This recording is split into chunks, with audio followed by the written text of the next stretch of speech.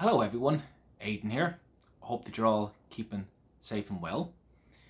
Today I'd like to talk to you about a supplier code of conduct policy. A supplier code of conduct is essentially a declaration by your firm of what it requires and expects of the suppliers in its supply chain. These requirements would cover areas like the environment, employees, child labour.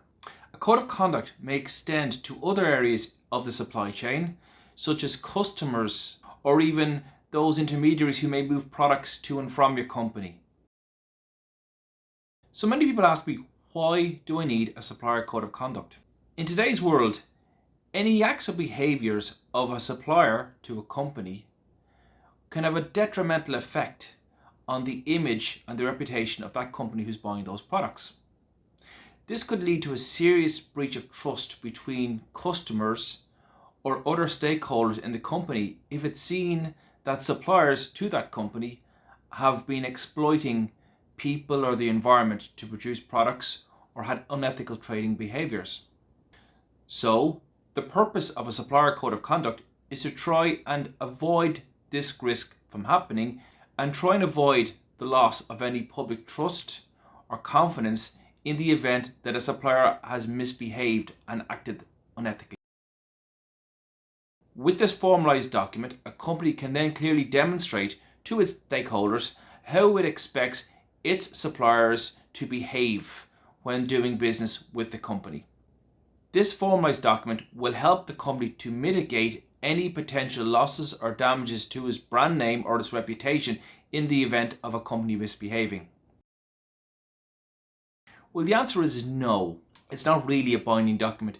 However, having a supplier sign this document or return it back to you indicates in a formal way that that supplier has agreed with your requirements.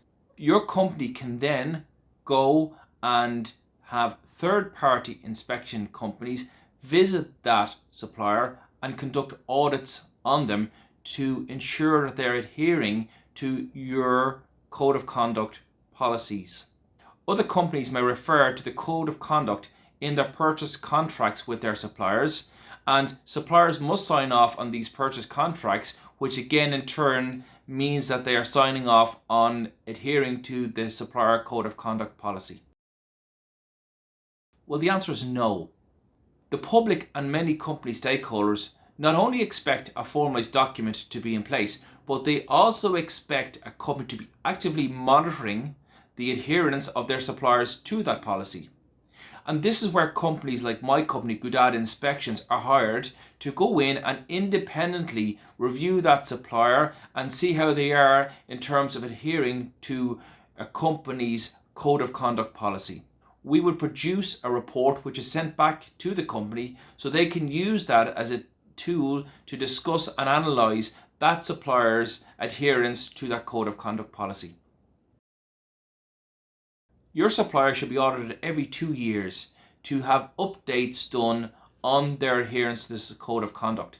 This then can be used by your company to show and demonstrate to its shareholders and the public that it is actively, and I use the word actively, monitoring its suppliers' adherence to the code of conduct policy.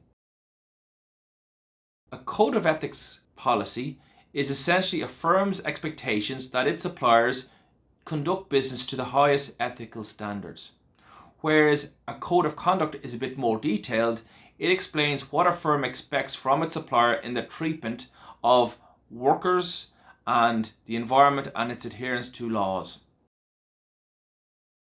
So, supplier code of conduct is a very hot topic at the moment.